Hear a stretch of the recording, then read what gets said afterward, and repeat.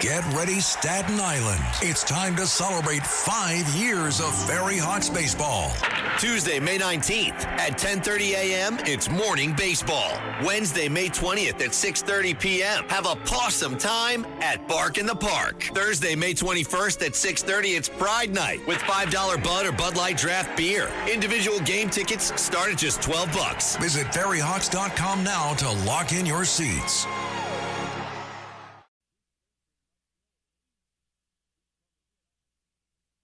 See what Lara Trump started? That was the legend, K.T. McFarland, who's worked for 4 presidents, including her father-in-law, President Trump. She's on Fox News all the time. She's on this show every Friday. And now she comes on every week and talks about me running. And Rachel Campos texted me last night, please come into Fox and Friends one of these weekends and announce you're going to run. So it all started with Lara. Now I'm getting Bruce Blakeman, Mike Lawler. The names keep coming in. I don't know if I'm going to do it, but, you know, the more impressive people that ask me to do it, the more I have to think about it. Now, I'm not sure President Trump, I'm going to see on Friday, will say it yet because he's still supporting, I guess, Mamdani. I have a feeling if I had a one-on-one with President Trump, he wouldn't be all that nice, but that's fine. But it seems like everybody else wants me to do it. So you started this big mess. Lara, thank you very much. Was I the catalyst for this? I'm so honored. Wow, what a thing to say. That's amazing. I think it's funny you say that he's like on Team Mamdani. No, Donald Trump is on Team New York. And unfortunately, we've got a communist right now who's in charge of New York City. So whoever it is, this president wants them to be successful for New York City. So he's trying to do his best to bridge the gap between the full-blown crazies on the left and obviously the common sense that Donald Trump brings to the equation. Now, if we had a Sid Rosenberg as mayor, I'm just throwing it out. I think it would be a great thing. So maybe we can get around 2 of people coming out of the woodwork to say they would love to see it as well. But I'm still here for it. I'm still on Team Sid Rosenberg. That's all I need. If you're here, Laura, I'm in really good shape. And I know your father-in-law. I know what he's doing. And, you know, look, he's been great. He's going to be here, you know. I'm going to see him again on Friday night. He's coming in to support Mike Lawler in Rockland County. So the president will be here in New York on Friday. But, man, the last couple of weeks, you know, I got people out there that telling me, Trump lost his touch and Americans are fed up with Israel and they're fed up with Iran and they're fed up with high prices. Wait a second. Indiana, all the people that Trump supported won easily. Bill Cassidy in Louisiana, his career's over as of last week. And Kentucky, forget about Mitch McConnell, Tom Massey, he lost by 10 points. By 10 points. It is clear what we've seen the last couple of weeks that MAGA, and specifically the great President Donald J. Trump, is alive and well. So, well, first of all, with Tom Massey, by the way, don't kid yourself. He was using outside groups to surreptitiously have them insinuate to Kentucky voters that somehow he had the support of President Trump because he knows how powerful President Trump's endorsement and touch is on anything. So while he's a Trump hater who obviously had to go, he was still trying to leverage some sort of a relationship that didn't even exist with President Trump with these outside groups the whole time, and he still lost. The thing he said about Iran, about Israel, I think is important to address because we also have to talk about the people, the podcasters, the people who at one time said were friendly with the president, who had a huge audience of people who really flocked to them for their opinions and their thoughts, who now have seemed to kind of go off the rails. And the kind of crazy stuff that these people, and I won't call out any names, but I think your audience probably understands who I'm talking about. The things that these people are trying to insinuate about the president are completely insane and ridiculous. This president is America first, period, end of story, all day, every day. The reason that he had to go into Iran, we already know. Every other president kicked a can down the road. They didn't address the fact that, Iran was developing a nuclear weapon. We were on the verge of seeing that happen and become a reality. He had to deal with it. Israel, you know what? You can say all you want about whether or not Donald Trump is controlled by Israel. Donald Trump is controlled by the American voters and his conscience. And our closest Middle Eastern ally, Israel, has just been in the thick of it for far too long. We had to step in, we had to do things, and we have to continue to support them. anyone who believes what these crazy podcasters are saying out there needs to take a step back and come back to reality. This president is doing everything possible to win for America. And I think one of the most important things to remember about this man, the day before he went down that golden escalator, he told all of us in the family, if I only get one term in office, but I do the right things, it will be worth it. He's doing the right things. He knows that sometimes it is politically disadvantageous for him to do so, but he does it anyway because it's right, and that's what we all need to remember. Well said, all of it. I'm not going to say the names either because I say them all the time on this show, and I say them all the time when I speak publicly, whether it's for the Republican Jewish Coalition in Las Vegas or even in Hewlett, Long Island last night. I mention these people all the time, and they got to be making money. There's no other way to explain. I'll mention one, Tucker. He's a smart guy. I used to watch him religiously. I never missed his monologue on Fox News. I thought he was great. And he is completely insane at this point. He's got to be making money. There's no other way somebody can say the hateful, stupid things that he says. Say what you want about President Trump. To think that anybody can control President Trump from Bibi Netanyahu, that Israel controls him and Bibi controls him, it is so ridiculous. And people like Tucker are probably making a lot of money from Qatar. Who knows who else out there? I don't know.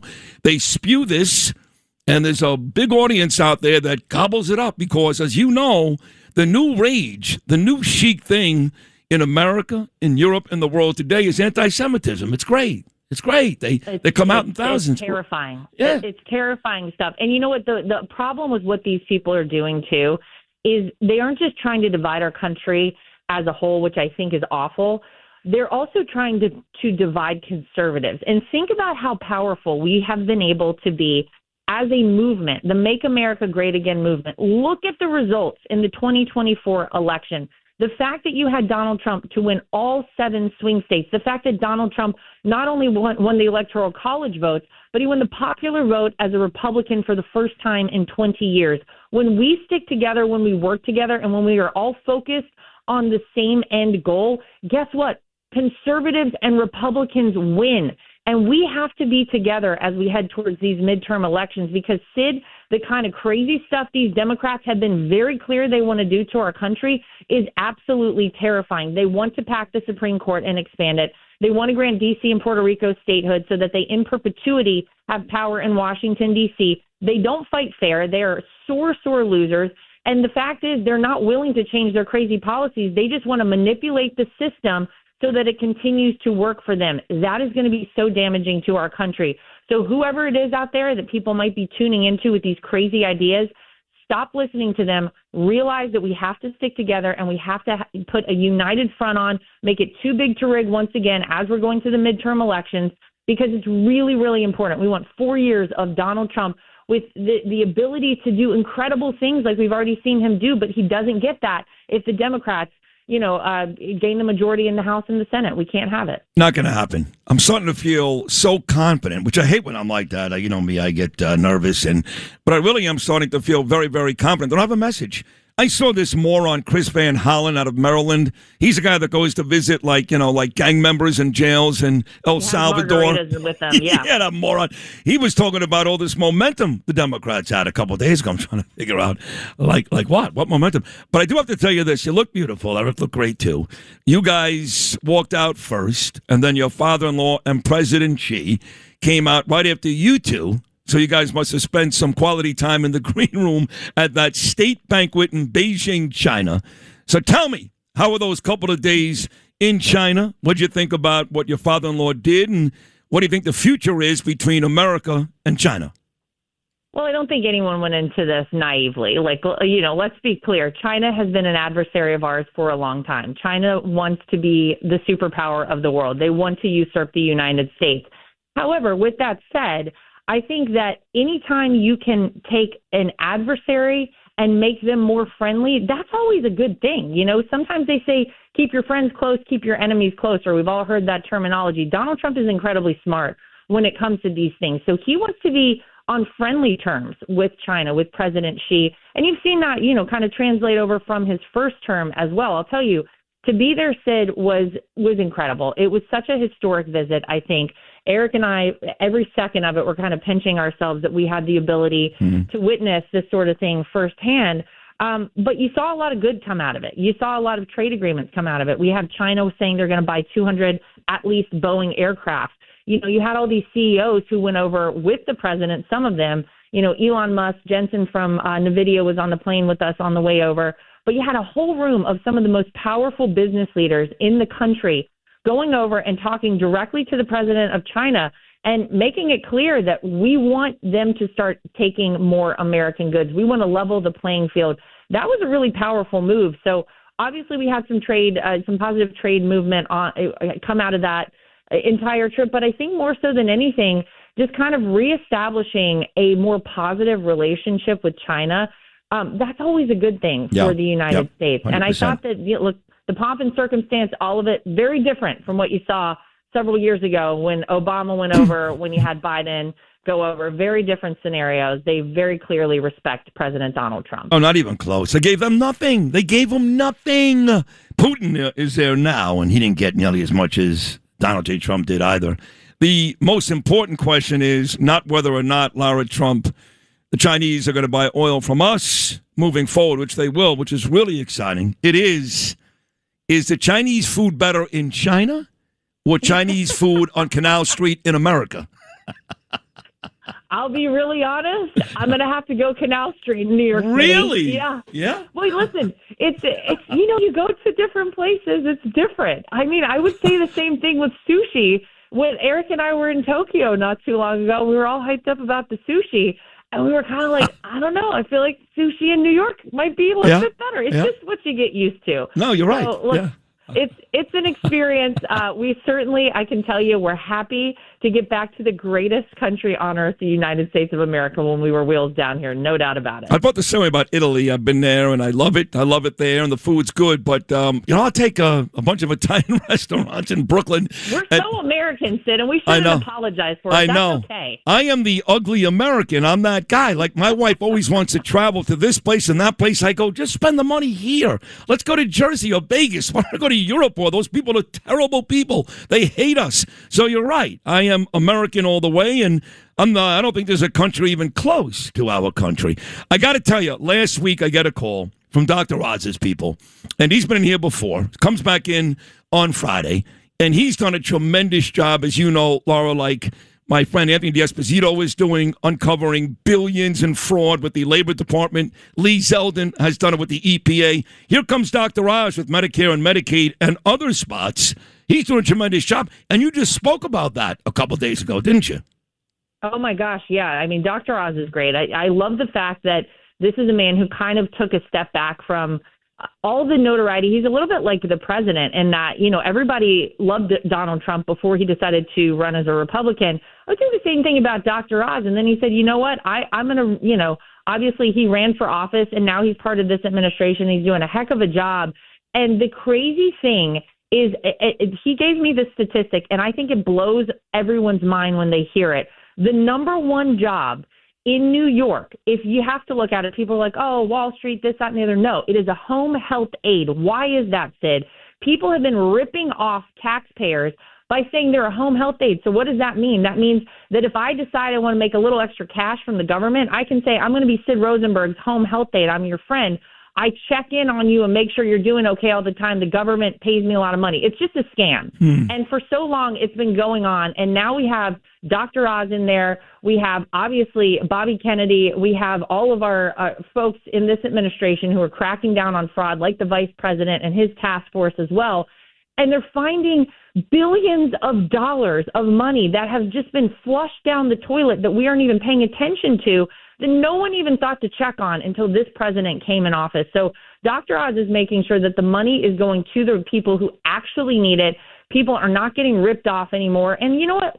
Go out and get a job, folks. Don't sit around. It feels good, by the way, Sid, to do put in a hard day's work. Yep. You know that. I know that. Believe me, this president knows that. But we got to get America back up and running, and we've got to be the country of ingenuity and people creating things and going back and working hard for what we want. We're not paying people to sit home anymore and be, quote unquote, home health aides. It's absolutely insane, and we're stopping it with this administration. God bless. That's right. Whether it's Minnesota with all these centers for autism, nobody there. The Leering centers. Yes. And then L.A.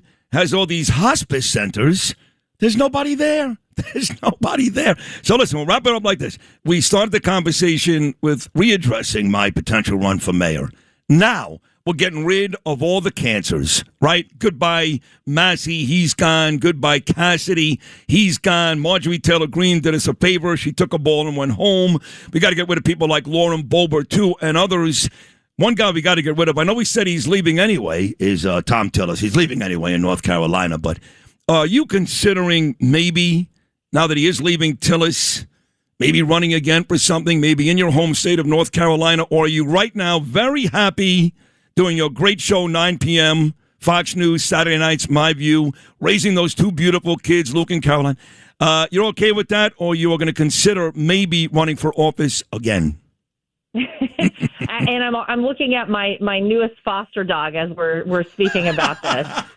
So I've got some things going on here. Listen, I'm so happy with what I'm doing right now, but I think that I would give the answer that President Trump gave probably 30 years ago, which is that I don't think any of us in our family would ever rule it out. You know, if we ever got to a place where we felt like we can make a difference and it was a calling for us, you know, I pray about everything, Sid, and if God calls me to serve in some sort of way, absolutely I would do it. But I think right now we're all very happy with what's going on, except maybe Eric Trump, who was mad that I brought home yet another dog, although he knew exactly what he was getting into with this. Let's be very clear. How many do you have now?